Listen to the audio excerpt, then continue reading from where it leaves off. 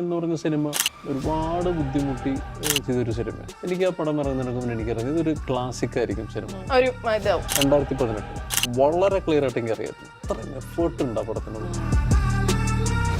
Can be ഒരു successful ആവാം, ചിലപ്പോൾ വർക്കായില്ല എന്ന് വരാം എന്ന് തോന്നുന്ന സിനിമകൾ ഉണ്ടാവില്ല. വർക്കാവുമെന്ന് തോന്നിയിട്ട് അത് വർക്കാവ് തൃശ്ശൂർ ഒരു ക്ലിപ്തം കുറെ സുഹൃത്തുക്കൾ ചേർന്നിട്ട് സിനിമാ നടിയെ പച്ചമലർത്തി വന്നതിന് വെടിവെക്കാൻ പോകുന്നു എന്നുള്ളൊരു കൺസെപ്റ്റിലാണ് അതിന്റെ പണം പിരിവ് നടത്തുന്നത്. ഞാൻ ഏതൊരു ഫ്രണ്ടിനെ വിട്ടിട്ട് അവൻ വൈകുന്നേരം കഴിഞ്ഞപ്പോൾ ഭയങ്കര എന്ത് പരിപാടി. ഞാനിങ്ങനെ രണ്ടാം ദിവസം ഇങ്ങനെ ഷോട്ട് ഇങ്ങനെ എടുത്തുകൊണ്ടിരിക്കുന്നിടയിൽ ചെറിയ ലൈറ്റ് മാറ്റുന്നതിനിടയിൽ ഗ്യാപ്പ് വരുമല്ലോ. അപ്പൊ നൗഫലിങ്ങനെ ഇങ്ങനെ എന്തോ ആലോചിച്ചുകൊണ്ടിരിക്കുക. അപ്പൊ ഞാനിങ്ങനെ അടുത്ത് വന്ന് എന്താ ഓക്കെ അല്ലേ എന്ന് വെച്ചാല് അല്ലേ എനിക്ക് എന്തിന്റെ കേടായിരുന്നു, മാനം വരേക്ക് ഇഷ്ടം പോലെ പടം എഡിറ്റ് ചെയ്യാണ്ടായിരുന്നു. തീർക്കാം അല്ലേ, അല്ലെങ്കിൽ ഇടി വാങ്ങേണ്ടി വരുമല്ലോ. തീർക്കാം എന്തായാലും ഇനി കുറെ ദിവസം ഉണ്ട് കേട്ടോ, അതെന്റെ ഒരു വിഷമം.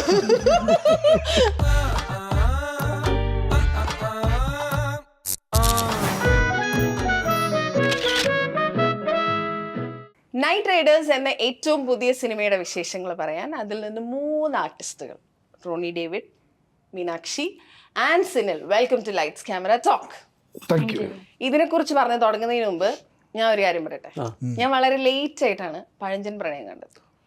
അയ്യോ, ഇറ്റ് ഇസ് ബ്യൂട്ടിഫുൾ. റോണി ചേട്ടാ, നിങ്ങളൊരു കിഡിലൻ ആക്ടറാണ്, ഒന്നും പറയാണ്ടിരിക്കാൻ പറ്റില്ല. ഞാനത് അതായത് വെറുതെ കാണാന്ന് അറിയില്ല. ഞാൻ ഇതിന്റെ സ്നിപ്പറ്റ്സ് ഇങ്ങനെ അവിടെ ഇവിടെയും കണ്ടിട്ടുണ്ട്. ഞാൻ അതിന്റെ ഇത് കുറെ തപ്പിട്ടോ. ഇപ്പൊ ഇത് OTT-ൽ ഒന്നും കാണുന്നില്ല, യൂട്യൂബിലാണ് അവസാനം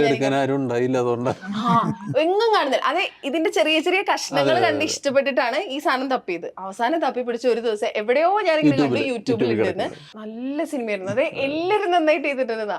അസീസയ്ക്ക് ഒക്കെ എല്ലാരും ഭയങ്കര ഭയങ്കര രസമായിട്ട് ചെയ്തിട്ടുണ്ട്. നല്ല രസമുള്ള സിനിമ. ഈ സിനിമ ഇറങ്ങി കഴിഞ്ഞിട്ടേ, അതായത് ആസ് എൻ ആർട്ടിസ്റ്റ് നിങ്ങൾ നല്ല ഭംഗിയായി ചെയ്തിട്ടുള്ള സിനിമയാണത്. അപ്പൊ അത് ഒരു പ്ലാറ്റ്ഫോമിലും എത്താണ്ട് പോയി എന്നുള്ളൊരു സങ്കടം ഓഫ് കോഴ്സ് ഉള്ളിൽ ഉണ്ടാവുമല്ലോ. അത് കഴിഞ്ഞ് ഇത് യൂട്യൂബിലെങ്കിൽ യൂട്യൂബിൽ ഇറങ്ങി കണ്ട് ഇതുപോലെ മലയാളികൾ മാത്രമല്ലാണ്ട് കമന്റ് പറയുമ്പോൾ വാട്ട് ഈസ് യുവർ ഫീൽ? അതിനല്ലേ നമ്മൾ വർക്ക് ചെയ്യണത്. നമ്മൾ ഈ ഫിനാൻഷ്യലി കിട്ടുന്നതിനേക്കാളൊക്കെ ഉപരി നമ്മള് സിനിമയിൽ നിന്ന് നമുക്ക് പലർക്കും വിചാരമുണ്ട് എന്ന് വെച്ചാൽ ടോപ്പ് ലെയർ വാങ്ങുന്ന കോടികളാണ് താഴത്തോട്ട് എല്ലാവർക്കും ഓർക്കുന്നുള്ളത്. ഞാൻ ഓപ്പൺ പറയും.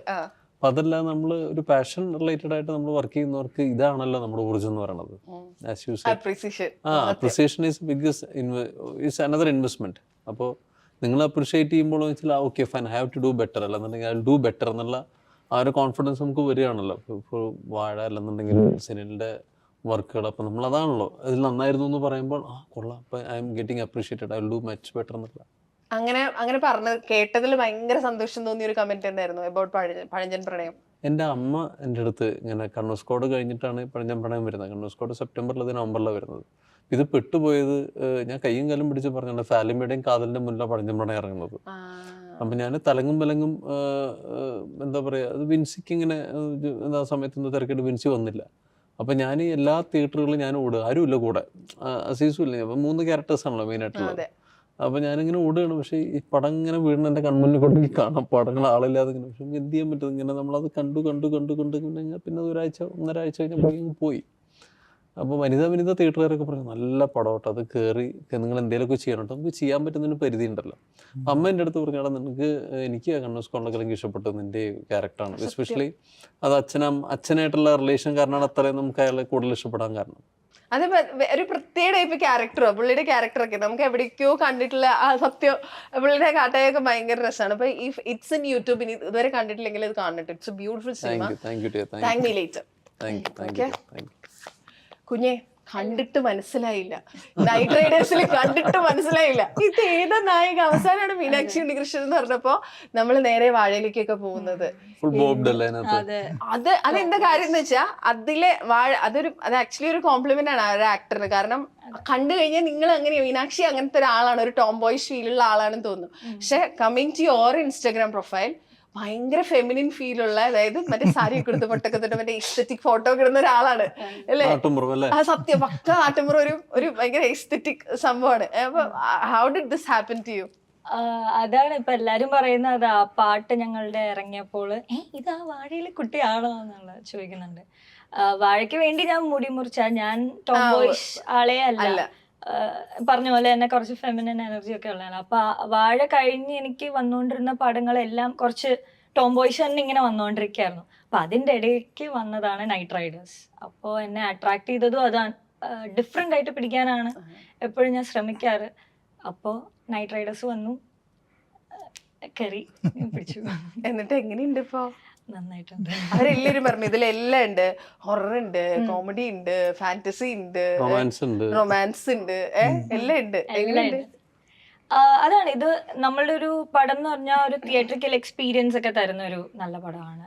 പറഞ്ഞ പോലെ തന്നെ റൊമാൻസ് ഉണ്ട്, മിസ്റ്ററി എലമെന്റ്സ് ഒക്കെ ഉണ്ട്, ആക്ഷൻ ഉണ്ട്. അപ്പോൾ എന്തുകൊണ്ടും ആൾക്കാർക്ക് തിയേറ്ററിൽ വന്ന് കണ്ടാൽ ശരിക്കും ഇഷ്ടപ്പെടുന്ന ഒരു പടം തന്നെയായിരിക്കും നൈറ്റ് റൈഡേഴ്സ്. ഒരു ഫിക്ഷണൽ വില്ലേജ് ആണ്, ഫിക്ഷണൽ ആയിട്ടൊരു വില്ലേജ് ആണ്. നല്ല രസമായിരുന്നു, ഷൂട്ടിംഗ് ടൈമിലും നല്ല രസമായിരുന്നു. നമ്മൾക്ക് എല്ലാവർക്കും ഒരു ഗ്രാമം, കോയമ്പത്തൂരും പഴയ കാലഘട്ടമാണോ ഇതിൽ കാണിക്കുന്നത്? കാലഘട്ടം നമ്മൾ പറയുന്നില്ല, നമ്മൾ പറയുന്നില്ല, എടുത്തു പറയുന്നില്ല. നിങ്ങളുടെയൊക്കെ ഒരു ലുക്ക് ഒക്കെ കാണുമ്പോൾ കുറച്ച് പുറകോട്ട് പോയ അല്ല, ആ ഗ്രാമീണർ അത്രയും അപ്ഡേറ്റഡ് അത്രേ ഉള്ളൂ. നമ്മൾ എടുത്തിങ്ങനെ ഒരു ഇയർ ആണ് കാണിക്കുന്നതെന്ന് പറയുന്നില്ല, പക്ഷെ ഒരു കുട്ടിക്ക് പുറകോട്ടാണ്. മോഡേണല്ല. ഒരു ആൻഡ്രോയിഡ് ഗ്രാമം ആയിട്ടില്ല. മൊബൈൽ കാലഘട്ടമില്ല. ആയിരിക്കാം.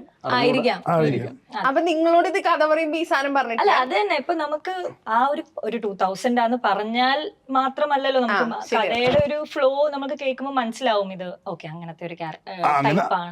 അങ്ങനെ കണ്ടുപിടിക്കണമെങ്കിൽ ചെയിനോ ബെൽറ്റിന്റെ ഫാഷനൊക്കെ നോക്കിയിട്ട് വേണം നമുക്ക്. കോസ്റ്റ്യൂമിന്റെ ഒക്കെ ഇത് ആ ഒരു കാലഘട്ടത്തിലാണല്ലോ. അങ്ങനെ നമ്മള് നമ്മൾ ഈ പറഞ്ഞ പോലെ ഇപ്പോഴും നമ്മൾ പോയി കഴിഞ്ഞാലേ ചില നെൽപ്പാടങ്ങളുടെ മുന്നിൽ നിന്ന് നമുക്ക് തോന്നും 2025 ആയോ ഇവിടെയൊക്കെ. ഇതെവിടെ ഷൂട്ട് ചെയ്തേക്കുന്നത്? പാലക്കാടുണ്ട്. പാലക്കാട് അങ്ങനെ കുറെ സ്ഥലങ്ങളുണ്ട്, അടിപൊളി ലൊക്കേഷനിലാണ്. കോയമ്പത്തൂര് ഞങ്ങളുടെ സ്ഥലത്തിന്റെ പേരായിരുന്നു കരടിമടൈ. ചെന്നതിന് ശേഷം അതുകൊണ്ടല്ല നേരത്തെ കരടിമടകളുണ്ടായിരുന്നു. ഓൾറെഡി അങ്ങനെയായിരുന്നു. ആണോ? സിനിലേ, Sinil Sainuddin, how are you? ഈ കോളേജ് പ്രൊമോഷൻസ് ഒക്കെ കണ്ടുട്ടോ, അവിടെ ഇവിടെയൊക്കെ ആയിട്ട് കണ്ടപ്പോ യു ആർ എൻ എന്റർടൈനർ അല്ലേ?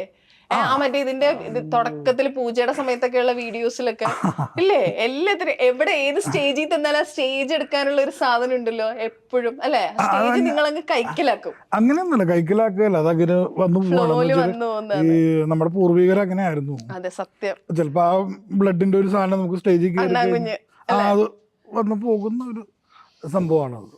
ഇത് ഈ സിനിൽ സൈനുദ്ദീൻ എന്ന് പറയുന്ന പേര് പറയുമ്പോഴേ ആ വാല് ഭയങ്കര വലുതാണല്ലോ, അതൊരു വലിയ വലിയ വെയിറ്റ് ആണല്ലോ, നമുക്ക് കിട്ടിയിരിക്കുന്ന ഒരു ഭയങ്കര റെസ്പെക്ട് ആണല്ലോ. അത് കേൾക്കുമ്പോ ഇന്നയാളുടെ മകനാണ് എന്ന് പറയുമ്പോ ആളുകൾ കൂടുതൽ പറയുന്ന കാര്യം എന്താ? മുഖത്ത് നോക്കിയിട്ട് അച്ഛന്റെ പോലെ തന്നെ ഉണ്ട് കേട്ടോ. സത്യം, അതാണ് പറയുന്നത്. ഇപ്പൊ നീ എന്റെ ഇത്താത്തൊക്കെ ദുബായിലായിരുന്നു, എന്റെ കസിൻ. തിരിച്ചു അള്ളാ സിനിലാണിത്, സൈനുദ്ദീൻ മാമ തന്നെ. എടോ തടി കുറക്കട്ടാ, തന്റെ തടിയൊക്കെ കൂടി കറക്റ്റ് സൈനുദ്ദീൻ മാമയുടെ പോലെ ഇരിക്കുന്നുണ്ട് ഇപ്പൊ. അപ്പൊ റോണി ചേട്ടൻ പറയും, എടാ നീ തടി കുറക്കട്ടാ, നീ ഡയറ്റ് ചെയ്യണം. ഇത് നമ്മളെ വെള്ളം കുടിച്ചാലും തടി വെക്കണ ശരീരം എന്ന് പറയണ പോലെയാണ് എന്റെ. ഡയറ്റ് ചെയ്യാൻ നോക്കും, പക്ഷെ എനിക്ക് ഈ പറഞ്ഞ ചോറൊന്നും ഇല്ലാണ്ട് ജീവിക്കാൻ പറ്റില്ല. അതെനിക്കും അങ്ങനെ തന്നെയാണ്. അതാണ് ചോറിലാണ് ഇങ്ങനെ ജീവിക്കാൻ. അല്ല, എന്നോടൊക്കെ അങ്ങനെ ഡയറ്റ് ചെയ്യാന്ന് പറയുമ്പോ കണ്ണ് തുറന്നു വേണം ഉറങ്ങാൻ എന്ന് പറയണ പോലെ അങ്ങനെ നടക്കണത്. ആ ഒരു അവസ്ഥയിലാണ് നമ്മള്. ശരി, ഇപ്പൊ നമ്മളിപ്പോ റോണിച്ചേട്ടൻ ഡയറ്റ് ചെയ്യണം എന്ന് പറയുന്നത് നോക്കുമ്പോ നമുക്കറിയാം എവിടേക്കോ ഡയറ്റിംഗ് നടക്കുന്നുണ്ട്. അല്ല, അതിൽ കൂടെ ആളുണ്ട് എപ്പോഴും. എന്താ ഡയറ്റീഷ്യൻ ഉണ്ട് സെറ്റില് വരുമ്പോഴും ആളുണ്ട്. ഒരു ഫിസിക്ക് ഇപ്പൊ എവിടെയാണ് ഒളിമ്പിക്സ് ഇവിടെ ഉണ്ടോ, എങ്ങനെ ലെഫ്റ്റ് റൈറ്റാ എന്ന് ചോദിക്കണ ഒരു മനുഷ്യന്റെ പോലെ ഇരിക്കണ ഒരാള് കൂടെ ഉണ്ടാവും എപ്പോഴും. അപ്പൊ ഏത് ഫുഡ് കഴിക്കണം, അപ്പൊ ഇടയ്ക്കൊക്കെ ഇരിക്കും, എടാ നീ കഴിച്ചു നോക്കടാ, നല്ല സാധനം നീ കഴിച്ചു നോക്കുന്ന. ഇന്നോവയാണോ ലാൻഡ് ക്രൂസറാണോ നമുക്കറിയില്ല.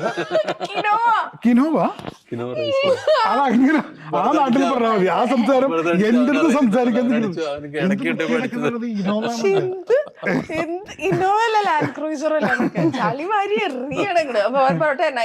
തുടങ്ങിയ അടുത്ത് ഞങ്ങൾ ഇടും.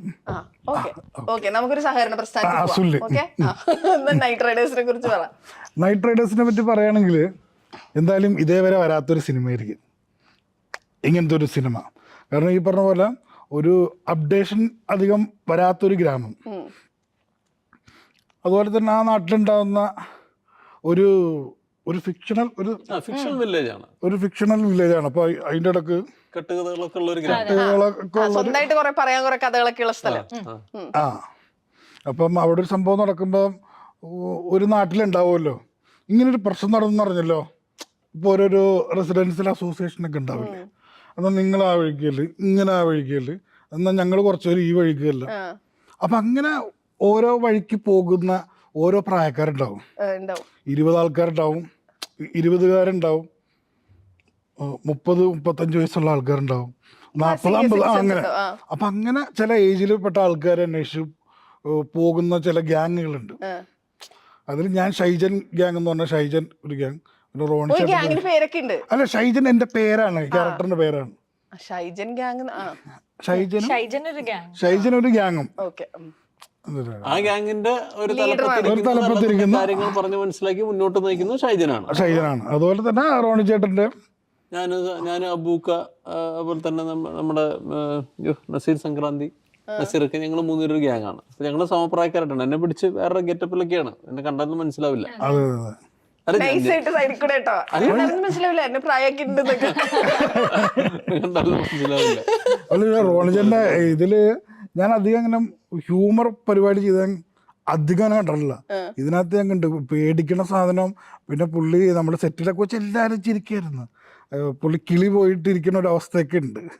ആ സാധനമൊക്കെ തിയേറ്ററിൽ തന്നെ ഇരുന്ന് കാണേണ്ടത്. നമ്മളൊക്കെ ഒരുപാട് എൻജോയ് ചെയ്തിട്ടുണ്ട് സെറ്റിലൊക്കെ വെച്ചിട്ടൊക്കെ. നിങ്ങൾക്ക് രസമായിരുന്നു അല്ലേ? ഇനി ആ രസം തിയേറ്ററിലും കൂടെ കിട്ടിയ സെറ്റാണ് അല്ലേ? അതെ. പിന്നെ വേറെ കാര്യമുണ്ട്, നമ്മള് ഒരു സാധനം ചെയ്യുമ്പോഴേ അവിടെ ഉള്ള ആൾക്കാർക്ക് നമ്മൾ ആദ്യം ചെയ്യുമ്പോൾ എന്തെങ്കിലും ഒരു മാറ്റം അവിടെ വന്നില്ല എന്നുണ്ടെങ്കിൽ ആ മാറ്റം പിന്നെ തിയേറ്ററിൽ പ്രതീക്ഷിക്കേണ്ട എന്ന് വിശ്വസിക്കണം. അതായത് ഇതിന്റെ ഉള്ളിലുള്ള ആക്ടേഴ്സിനും ഒക്കെ, ആക്ടേഴ്സ് എന്നല്ല ഞാൻ പറഞ്ഞത്, അല്ലാതെ നമ്മളിപ്പോ ലൈറ്റ് ബോയ്സ് അല്ലാണ്ട് വേറെ ഒരുപാട് ആൾക്കാരുണ്ടല്ലോ. ഒരു ത്രൂ ആൾക്കാർ, ഇപ്പൊ ലാൽ സാർ, മമ്മൂക്ക തുടങ്ങി എല്ലാവരും കാണുന്നില്ല. അപ്പൊ അവർക്കൊക്കെ ആ സമയത്ത് നമുക്കറിയാം അവരുടെ അടുത്ത് കാണുമ്പോൾ അത് ഓക്കെയാണ്, വലിയ കുഴപ്പമില്ല എന്നുള്ള നമുക്ക് തോന്നും.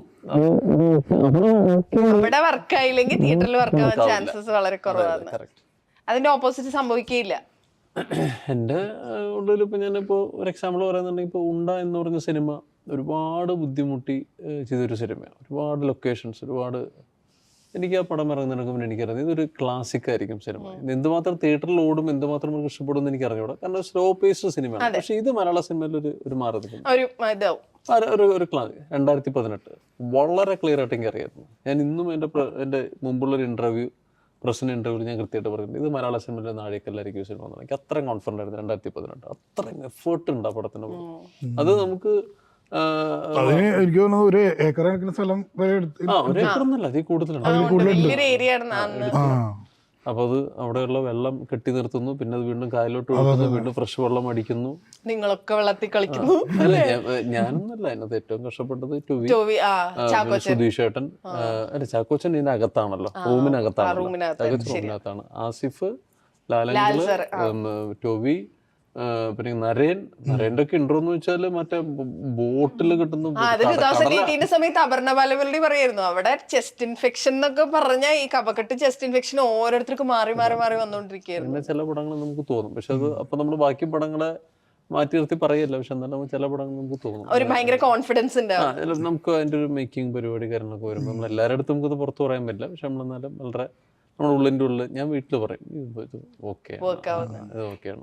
സീനിയേഴ്സ് പടം ഇറങ്ങുന്നതിന് മുമ്പ് തന്നെ എനിക്ക് ആ പരിപാടി അറിയാം. കാരണം വെച്ചാൽ അതൊരു ടിപ്പിക്കൽ സാധനമാണ്. കാരണം വെച്ചാല് മറ്റേ മനോജേട്ടൻ, മറ്റേ ഇച്ചായൻ, ജയറാമേട്ടൻ, ബിജുവേട്ടനും കൂടി ഇന്നും എനിക്ക് ഓർമ്മ ഒരൊറ്റ സീൻ എനിക്ക് ഭയങ്കര ഇഷ്ടമുള്ള സീനുണ്ട്.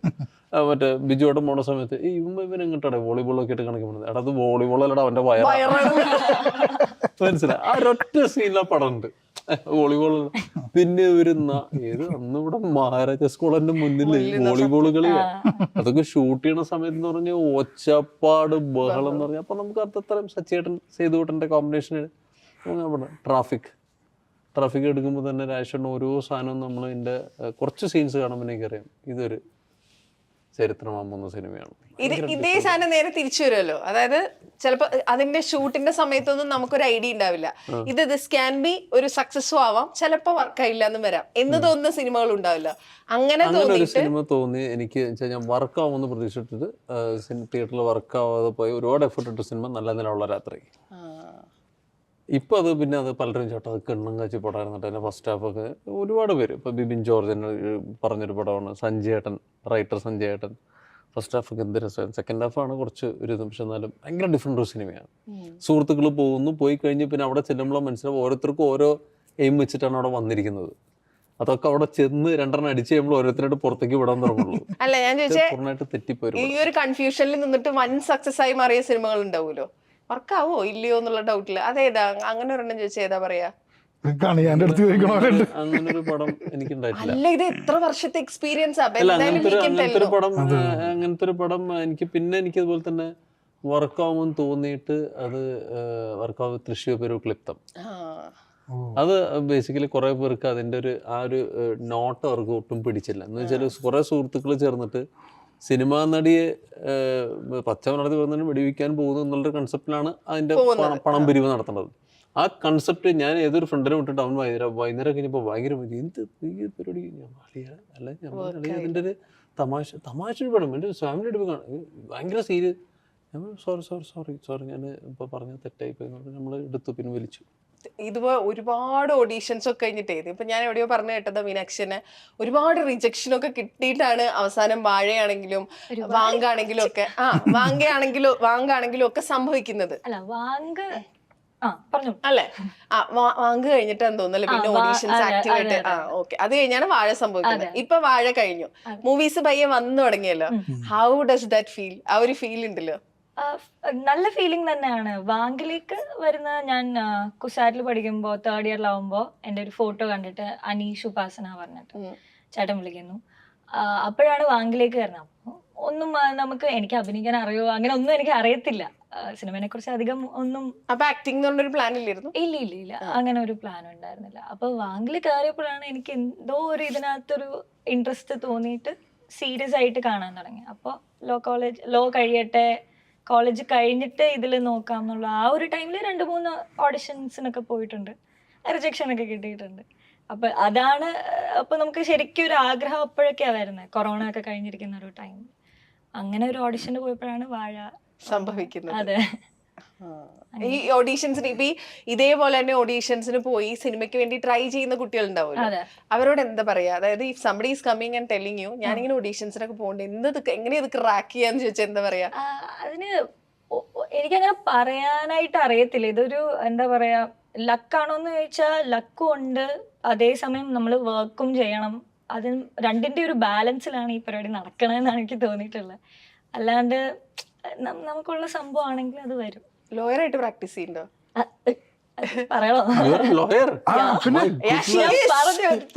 ഏതൊരു കമ്പനിക്ക് വേണ്ടിട്ട് നോക്കിയില്ല. ഞാന് എന്താല്ലേ ഡോക്ടർമാരും വക്കീലന്മാരും സിനിമയിലാണ്, നിങ്ങൾക്കൊന്നും വേറെ പണിയൊന്നുമില്ലേ? അതിപ്പോ എന്താ സംഭവിച്ചത്? കുസാറ്റിന് ഞാൻ 2 മാസം വർക്ക് ചെയ്തു. അപ്പോഴേക്കും വടക്കൻ സെക്കൻഡ് പടത്തിൽ കോള് വന്നു. അപ്പോഴാണ് എനിക്ക് ശരിക്കും പാഷൻ സിനിമയാണെന്ന് അറിയുന്നതും. ധ്യാന ഉജ്ജലിന്റെ ഇതിനുണ്ട് എന്നെ ട്രോൾ ചെയ്യൂലേ, ചേട്ടാ ഇപ്പൊ ഡോക്ടറുടെ പ്രശ്നം പ്ലീസ് ദയവ് ഇത് ചോദിക്കില്ല, ഒരുപാട് രോഗികൾ രക്ഷപ്പെട്ടു പോയിക്കൊണ്ടിരിക്കും എന്ന് പറഞ്ഞ പോലെ ഇവിടെ പലരും ജാഴി കാണാതെ ജീവിച്ചോണ്ടിരിക്കുകയാണ്. അത് മമ്മൂക്കനെ കുറിച്ച് ശ്രീനിവാസൻ സാർ ഇവരുടെ ഏതൊരു ഇന്റർവ്യൂവിൽ പറയുന്നുണ്ടല്ലോ, ഈ പുള്ളി ഒരു കേസേ വാദിച്ചിട്ടുള്ളൂ. എന്താ അയാളെ തൂക്കിക്കൊല്ലാൻ വിധിച്ചു, അതോ 1 വർഷം പുള്ളി ജയിലിൽ കിടന്നു അങ്ങനെ എന്തോ, അതോടെ നിർത്തിയ പരിപാടി. കോളിമാണിയുടെ ഇന്റർവ്യൂ ഞാൻ പക്ഷെ കോർപ്പറേറ്റ് ലോയിലാ കാര്യം, പ്രാക്ടീസ് അല്ല ചെയ്തത്.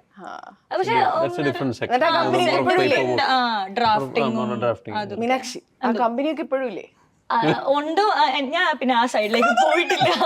അവരവരുടെ വെള്ളപ്പൊക്കത്തിൽ വിളിച്ചു പോയി എനിക്ക് ഞാൻ അങ്ങോട്ട് പിന്നെ നോക്കിയിട്ടില്ല. ഡ്രാഫ്റ്റുകളുടെ കേസ് അവർ സുപ്രീം കോടതിയിൽ ആ കമ്പനിയിലെ പോലെ തൂക്കിക്കൊന്നു. എനിക്കറിയത്തില്ല, ഞാൻ നോക്കിയിട്ടില്ല. വല്ല കാര്യമുണ്ടല്ലോ എടുത്തിട്ട് പോട്ടെ. ഇപ്പൊ ഏതാണ്ട് ഈ സിറ്റുവേഷൻ കാണുമ്പോ അതും ആദ്യത്തെ 3 പേരോട് സംസാരിച്ചപ്പോഴേക്കും നിങ്ങളുടെ ബിഹൈൻഡ് ദ സീൻ സംഭവങ്ങൾ നമുക്കറിയാലോ. ഇതൊക്കെ കഴിഞ്ഞ് ഹൈപ്പോത്തറ്റിക്കൽ ഒരു ക്വസ്റ്റ്യൻ ചോദിക്കും, ഒരു 10 വർഷം കഴിഞ്ഞിട്ട് നമ്മൾ ഇനി വേറെ ഏതെങ്കിലും ഒരു സിനിമയുടെ പ്രൊമോഷന് മീറ്റ് ചെയ്യാന്നായിരിക്കും, ഈ സിനിമയുടെ ഒരു മെമ്മറി ചോദിച്ചാൽ ഏത് മെമ്മറിയാ പറയാ? അത്രയും കാലം ചെറിഷ് ചെയ്യുന്ന ഒരു മെമ്മറി എന്ന് പറഞ്ഞാൽ. നല്ലൊരു ചോദ്യം. കൊള്ളാം. നാട്ടുമ്പുറത്ത് പെണ്ണായിട്ട് ആദ്യമായിട്ട് വരുന്ന ഒരു സിനിമ ആദ്യമായിട്ടാണ്. അതെ, തന്നെയായിരിക്കും. ആ, നാട്ടുമ്പുറത്ത് ഞാനിത് പെണ്ണായിട്ട് 3 പേരോടും കൂടെ ചോദിച്ചേ. എനിക്ക് എന്തായാലും അത് തന്നെ, ഞാൻ ആദ്യമായിട്ട് ഒരു ഫെമിനിൻ ക്യാരക്ടർ പൊട്ട് തൊട്ട് പൊട്ടൊക്കെ പൂ തൊട്ട്. വെച്ച് മുടി നീട്ടി വളർത്തി മുടിയൊക്കെ അല്ലേ? ധാവണി. അതെ, ധാവണി, അങ്ങനത്തെ ഒരു മൂഡിൽ ആദ്യമായിട്ട് ചെയ്യുന്ന അതായിരിക്കും. എന്റെ ക്യാരക്ടർ എനിക്ക് ഭയങ്കര ഇഷ്ടമുള്ള ഒരു ക്യാരക്ടറാണ്. ഞാൻ ശരിക്കും എൻജോയ് ചെയ്ത് ചെയ്തൊരു ക്യാരക്ടറാണ്. ഞാനേ അല്ല, വാഴയും ഞാനല്ല, ഇതും ഞാനല്ല. അപ്പൊ എനിക്കൊരു എന്താ പറയാ, ബാലൻസ് മാറിയിട്ട് കംപ്ലീറ്റ്ലി കണക്ട് ചെയ്യാൻ പറ്റുന്ന കണക്ട് ചെയ്യാനായിട്ട് അങ്ങനെ ഫെമിനിൻ എനർജി ഉള്ള ഒരു ക്യാരക്ടറാണ്, അത്രേ ഉള്ളൂ. പക്ഷെ നല്ലൊരു ക്യാരക്ടർ, ഒരു ബബ്ലി നാട്ടുമ്പുറത്തുകാരി. സിനിൽ പറയുമ്പോൾ എനിക്ക് ഭയങ്കര എക്സ്പെക്ടേഷൻ ആട്ടോ. കാരണം എന്ത് എക്സ്പീരിയൻസ് പറഞ്ഞാലും അതിലുള്ള എല്ലാ ക്യാരക്ടേഴ്സിന്റെ ശബ്ദം ഞാൻ ഇവിടെ കേൾക്കുന്നുള്ള പ്രതീക്ഷയിലാണ് ഞാൻ ഇവിടെ ഇരിക്കുന്നത്. അയ്യോ, അങ്ങനെ അതൊന്നും പ്രതീക്ഷിക്കരുത്. പ്രതീക്ഷിക്കും. പറ. അല്ല, അതായത് 10 വർഷം കഴിഞ്ഞിട്ടുള്ള ചോദ്യമല്ലേ? കാരണം അത് ആ എല്ലാ മെമ്മറീസിന്ന് ഒരു നല്ല മെമ്മറി എടുക്കാൻ വേണ്ടി എടുക്കാനാണ് പോസിറ്റീവ് ഒരു ചോദ്യം. അല്ല, പോസിറ്റീവായിട്ട് പറയുകയാണെങ്കിൽ തന്നെ അപ്പൊ 2035 നമ്മൾ സംസാരിക്കുമ്പോ അങ്ങനെ വേണ്ട, സിമ്പിൾ ആയിട്ട് മതി, ലൈറ്റ് ആയിട്ട്, ചെറുതായിട്ട്. പറയടാ. അല്ല, എനിക്ക് ഓർക്കാൻ പറ്റുന്ന ഒരു കാര്യം എന്ന് പറയണെങ്കിൽ, അബൂക്കയുടെ കൂടെ ടൈം സ്പെൻഡ് ചെയ്യാൻ പറ്റിയപ്പോ, മുമ്പ് ഡാഡിയും അബൂക്കയൊക്കെ, എൻ്റെ വാപ്പയും അബൂക്കയൊക്കെ ഒരുപാട് സിനിമകൾ ചെയ്തിട്ടുള്ളതാണ്. അപ്പൊ അന്ന് ലൊക്കേഷനിൽ നടന്ന കഥകൾ പറയും. അബൂക്ക പറയും, അതിൻ്റെ വാപ്പച്ചിക്ക് എന്നെ ഭയങ്കര ഇഷ്ടമായിരുന്നു എന്നൊക്കെ പറഞ്ഞ അബൂക്ക പറയാം. എന്ന് വെച്ചാൽ ബോഡി നന്നായിട്ട് നോക്കുന്നതുകൊണ്ട് ഡാഡിക്ക് ഭയങ്കര റെസ്പെക്ട് ആയിരുന്നു. അബൂക്ക ആണെങ്കിൽ നല്ല ജിമ്മായിട്ടിരിക്കുകയാണ്. എന്നിട്ട് മതിലിൻ്റെ അപ്പുറത്ത് വാടാ, ഇരിക്കാൻ പോടാ, ധൈര്യം ഉണ്ടെങ്കിൽ വാടാ എന്നൊക്കെ പറഞ്ഞു. അപ്പം അങ്ങനത്തെ ചില തമാശകളൊക്കെ പറഞ്ഞത് അതെനിക്ക് പുതിയ അറിവായിരുന്നു അബൂക്കാരുടെ അടുത്ത് നിന്ന് ഇങ്ങനെ കേൾക്കുമ്പോഴേ. അതായിരുന്നു. പിന്നെ ഉറക്കൊഴിഞ്ഞ് ശരിക്കും പണിയെടുത്ത പണം എന്ന് പറയുന്നത് ഇതാണ്. കാരണം നൈറ്റ് റൈഡേഴ്സ് അല്ലേ, നമ്മളിങ്ങനെ ഉറങ്ങി റെഡി ഇങ്ങനെയായിരുന്നു പോയിക്കൊണ്ടിരുന്നത്. പിന്നെ ഈ പറഞ്ഞ പോലെ പകലാകുമ്പോഴും വീണ്ടും ഷൂട്ട് വരും. ഉച്ചയ്ക്ക് ആകുമ്പോഴേക്കും അല്ലെങ്കിൽ രാവിലെ കുറച്ചേരം കഴിയുമ്പോഴേക്കും വീണ്ടും തുടങ്ങും. നമ്മൾ നേരത്തെ എത്തണമല്ലോ ആർട്ടിസ്റ്റുകളൊക്കെ. അപ്പം അത് ശരിക്കും ഉറക്കൊഴിഞ്ഞ് പണിയെടുത്ത സിനിമയായിരുന്നു. നല്ലോണം പണിയെടുത്ത സിനിമയാണ്. അതെ അതെ, ഓട്ടവും പന്തവും തീരും. ഇത് ഫോക്കസ് റെഡിയാക്കണ്ടേ ഇവിടെ ഇങ്ങനെ. ഞാൻ എന്നിട്ട് പിന്നെ വടിയൊക്കെ മാറ്റി വെച്ച് ഇത് കുറച്ച് ക്ഷീണിച്ച കോല് തരാൻ പറഞ്ഞു. പന്ത് ഇങ്ങനെ വെച്ചിട്ടേ ഫോക്കസ്. ഞാൻ മറ്റേ പൂജാരിയുടെ പോലെ അത് വിട്ട് കഴിഞ്ഞിട്ട് ഈ വിറവല് മാറിയിട്ടില്ല. ഈ മസില് ഇവിടെ നിന്ന് വന്നു. അവിടെ മനസ്സിലായില്ലേ? അങ്ങനെ ഒരു ഗുണം ഉണ്ടായില്ലേ? അത് മനസ്സിലായില്ല. കൊഞ്ചടാ പറ. അല്ല, ഒന്നുമില്ല. ആദ്യമായിട്ട് നൗഫി പറഞ്ഞ പോലെ തന്നെ വേറെ ഡിഫറെൻ്റ് ഒരു ഗെറ്റപ്പ് ഇല്ലേ. നമ്മളെക്കാൾ നല്ല ഒരു 10-15 വയസ്സ് മുമ്പോട്ടുള്ള ഒരു പരിപാടി. കാരണം അബൂക്കയുടെ സുഹൃത്തായിട്ടൊക്കെ നമ്മൾ കാണിക്കാൻ തുടങ്ങുമ്പോൾ ചെറിയ പരിപാടി ഇല്ല. അപ്പോൾ അത് എനിക്ക് നല്ലൊരു ചലഞ്ചായിരുന്നു. അപ്പോൾ എൻ്റെ അടുത്ത് പറഞ്ഞു, ചേട്ടാ തടി അങ്ങോട്ട് ഭയങ്കരമായിട്ട് കൂട്ടാൻ പറഞ്ഞു. ഞാൻ പറഞ്ഞു, എടാ ഇത് അങ്ങനെ കൂട്ടിക്കഴിഞ്ഞാൽ പിന്നെ അത് കുറയ്ക്കാൻ ഭയങ്കര പാടാവും, ഇത് വേണ്ട, നമുക്കൊരു പോസ്റ്ററും കാര്യങ്ങളൊക്കെ പിടിച്ച് നമുക്ക് അങ്ങനെ ഉള്ളതിൻ്റെ വെച്ച് പരിപാടി ഭയങ്കരമായിട്ട് ലൂസായിട്ട് ഡയറ്റ് വിട്ടു. എനിക്ക് ഭയങ്കര തടിക്കും ഞാൻ.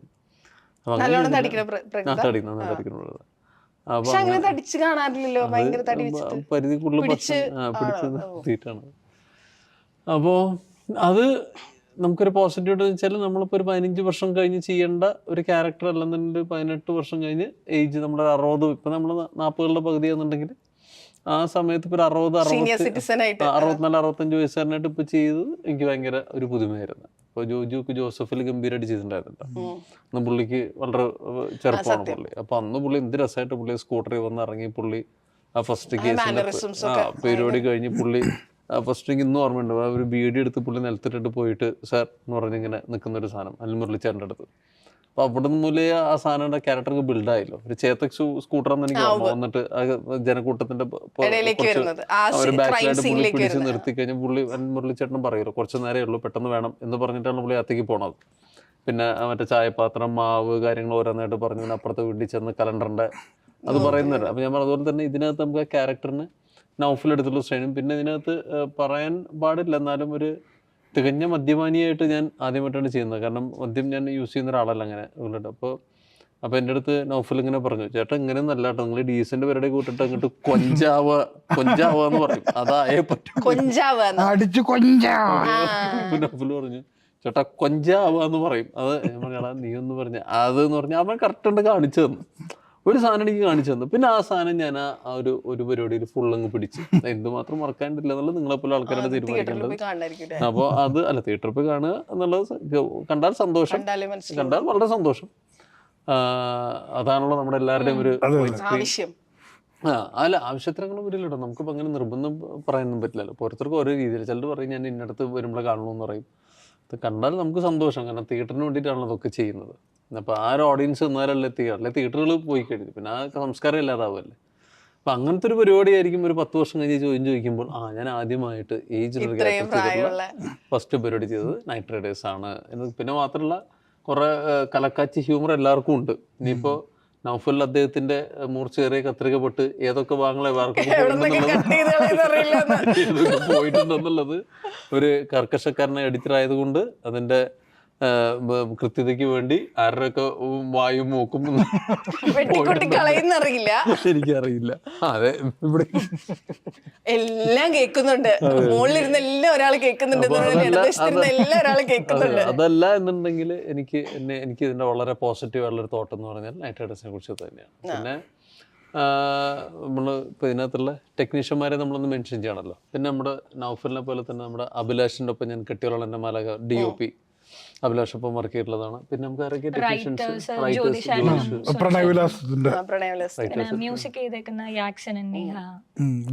ഇറങ്ങിയിട്ടുള്ള പാട്ടുകൾ രസമായിട്ടുണ്ട്. ഡയറക്ടർ പറഞ്ഞ 8 പാട്ടുകൾ ഉണ്ട് എന്നിട്ട് പറയുകയും ചെയ്തു 2 മണിക്കൂറുള്ള സിനിമ. പക്ഷെ 8 പാട്ടുകളെന്ന് പുള്ളി പറഞ്ഞാൽ നിങ്ങൾ 8-40 മിനിറ്റ് അല്ലാട്ടോ പുള്ളി ഉദ്ദേശം ഉണ്ടാവുക. അല്ല അങ്ങനെ ഉള്ളൊരാളല്ല പുള്ളി. അപ്പോൾ പിന്നെ നമുക്ക് എല്ലാവർക്കും അറിയുന്നുണ്ട് സുഡാനി ഫ്രം നൈജീരിയ എൻ്റെ ആയിരിക്കുമ്പോൾ എനിക്ക് പുള്ളിയുടെ ഏറ്റവും ഇഷ്ടപ്പെട്ട വർക്കുകളിൽ ഉള്ള സിനിമകളെ കുറിച്ച് ഞാൻ പറഞ്ഞത്. അപ്പോൾ അതിൻ്റെ അതൊരു ക്വാളിറ്റി ഉണ്ടാവേണ്ടതാണ് സിനിമയ്ക്ക്. പിന്നെ ഒരു പ്രത്യേക മുഹൂർത്തത്തിൽ ഞാൻ വേറെ ഒരു ഇൻ്റർവ്യൂവിന് വെച്ചിരുന്നതാണ്, ഇതിലിപ്പോൾ പറയാം. ഞാനിങ്ങനെ 2ാം ദിവസം ഇങ്ങനെ ഷോട്ട് ഇങ്ങനെ എടുത്തുകൊണ്ടിരിക്കുന്നിടയിൽ ചെറിയ ലൈറ്റ് മാറ്റുന്നതിനിടയിൽ ഗ്യാപ്പ് വരുമല്ലോ. അപ്പോൾ നൗഫലിങ്ങനെ ഇങ്ങനെ എന്തോ ആലോചിച്ചുകൊണ്ടിരിക്കുക. അപ്പോൾ ഞാനിങ്ങനെ അടുത്ത് വന്ന് എന്താ എല്ലാം ഓക്കെ അല്ലേ എന്ന് വെച്ചാൽ അല്ലേ എനിക്ക് എന്തിന്റെ കേടായിരുന്നു രണ്ടാമത്തെ മൂന്നാം ദിവസം എനിക്ക് എന്തിന്റെ കേടായിരുന്നു. മാനം വരേക്ക് ഇഷ്ടം പോലെ പറ എഡിറ്റ് ചെയ്യാണ്ടായിരുന്നു. തീർക്കാം അല്ലേ, അല്ലെങ്കിൽ ഇടി വാങ്ങേണ്ടി വരുമല്ലോ. തീർക്കാം എന്തായാലും ഇനി കുറെ ദിവസം ഉണ്ട് കേട്ടോ, അതെന്റെ ഒരു വിഷമം. രണ്ടാമത്തെ ദിവസം തന്നെ ആ മനുഷ്യനെ കൊണ്ട് നിങ്ങൾ ഇങ്ങനെ എന്താണെന്നറിയോ, നമ്മൾ എന്റെ ഡിഫറൻസ് വെച്ചാൽ ഇവര് പോസ്റ്റിൽ വർക്ക് ചെയ്തിട്ട് ഇന്ന് നമ്മൾ കണ്ടില്ല കണ്ണ് ബുൾസയാക്കി വർക്ക് ചെയ്യുന്ന ആൾക്കാരെ എഡിറ്റർമാർ ഇരുന്ന് വർക്ക് ചെയ്ത് ഒരുമാതിരിപ്പെട്ട നിങ്ങൾ മലയാള സിനിമയെന്നല്ല ഏത് സിനിമയല്ല ഏത് ലോകോത്തര സിനിമയിൽ ഏത് എഡിറ്റർമാരെ കണ്ടാലും കണ്ണാടി ഇല്ലാത്ത ഒരാളെ കാണുന്നത് നിങ്ങൾ അപൂർവമായിരിക്കും. മഹേഷ് നാരായണൻ, നൗഫൽ, ചമൻ ചാക്കോ ആരാണെങ്കിലും പ്രവീൺ പ്രഭാകർ നിങ്ങളുടെ കണ്ണ് എന്താ. അപ്പോൾ അവര് ഒരു വേറെ ലോകത്തിലേക്ക് ഒന്നാമത്തെ ജഡ്ജ്മെന്റ് നമ്മൾ പറയില്ല ഒരേ നിങ്ങൾ കാണുന്ന സീൻ എന്ന് വെച്ചാൽ അവര് മിനിമം ഒരു 100 തവണ കണ്ടിട്ടായിരിക്കും പല ആസ്പെക്ട് അവർ ചിന്തിച്ച് പല പെർസ്പെക്റ്റീവ് ചിന്തിക്കും. ഇതിപ്പോ ഇവിടെ ഇടണോ അതോ അപ്പുറത്ത് ഇടണോ, ഇത് ജഡ്ജ്മെന്റ് ആണല്ലോ. ഇത് കഴിഞ്ഞിട്ട് ഒറ്റയടിക്ക് ഇയാളെ കൊണ്ട് വെയിലത്തിരുത്തുക, ഇത് പുതിയൊരു പരിപാടി. അപ്പൊ ആരുടെ കിളി പോകുന്നതല്ലേ? അല്ല കിളി പോകണല്ല, ഞാൻ പറഞ്ഞു ഫിസിക്കൽ വർക്ക് എന്ന് പറഞ്ഞാൽ അവിടെ നമ്മൾ ഈ പറഞ്ഞ പോലെ തന്നെ ഒരു ലൊക്കേഷനിൽ പോകുന്നു. ഇത് മാത്രമല്ലല്ലോ, അടുത്ത ദിവസത്തെ ലൊക്കേഷൻ ചിലപ്പോൾ നമ്മൾ കാലത്ത് ഷൂട്ട് ചെയ്യാൻ പറ്റുന്നത് ചേട്ടാ അവിടുത്തെ ലൊക്കേഷൻ മാറിയിട്ടോ, നാളെ തല്ലോട്ട് ചാട്ടിരിക്കുന്നത്, വേറെ ഏത് ചാട്ടിരിക്കുന്നത് ചേട്ടാ മറ്റേ ആർട്ടിസ്റ്റ് ഇല്ല, എല്ലാം ഇവരാണല്ലോ, മാനേജ്മെന്റും കൂടിയാണല്ലോ. ഇതിനാണ് ചിലപ്പോൾ മീനാക്ഷിക്ക് പറഞ്ഞുകൊണ്ട് ഹ്യൂമർ സീനായിരിക്കും. അപ്പോൾ മീനാക്ഷിക്ക് അത് പ്ലസന്റ് ആയിട്ട് പറഞ്ഞു കൊടുക്കും വേണം, കുറെ കാര്യങ്ങളുണ്ടല്ലോ. സത്യം. എന്നിട്ടേ ഇത്രയും ഡയറക്ടേഴ്സിന്റെ കൂടെ വർക്ക് ചെയ്തതിൽ how was your last director? Excellent, എന്താ സംശയമുള്ള കിഡിലനായിട്ട് ചെയ്തിട്ടുണ്ടോ? നന്നായി ചെയ്തിട്ടുണ്ടോ? ഇനിയിപ്പോ എന്നിട്ട് ആള് പറഞ്ഞത് ഇനി അടുത്ത സിനിമ ചെയ്യണമെന്ന് തന്നെ ആലോചിക്കുക എന്നാ പറഞ്ഞത്. ഓ അങ്ങനെ, അതാണ് ഉദ്ദേശിച്ചത്. ആലോചിച്ചോണ്ടിരിക്കുന്നത്, വർക്ക് ഇൻ പ്രോഗ്രസ്. ഓ അതാണ്, അപ്പൊ ഞാൻ മനസ്സിലാക്കിയത് തെറ്റിപ്പോയതായിരിക്കും. എന്തായാലും സംഭവം രസമായിട്ടുണ്ട്. ഇതുവരെ ഇറങ്ങി നമുക്ക് കിട്ടിയിട്ടുള്ള പാട്ടുകളാണെങ്കിലും ഇതൊക്കെ ഭയങ്കര രസമായിട്ടുണ്ട്. പിന്നെ ഇതിന്റെ അകത്ത് ഫാന്റസി എന്ന് പറയുന്ന എലമെന്റ് ഉള്ളതുകൊണ്ട് നമുക്ക് കാണാൻ ഒരു എക്സൈറ്റ്മെന്റ് ഉണ്ട്. എന്തായാലും തിയേറ്ററിൽ പോയി കണ്ടിട്ട് ഇത് വൻ സക്സസ് ആക്കിയിട്ട് ബാക്കി പറയാം. ഓക്കെ, അപ്പോൾ all the best and thank you so much.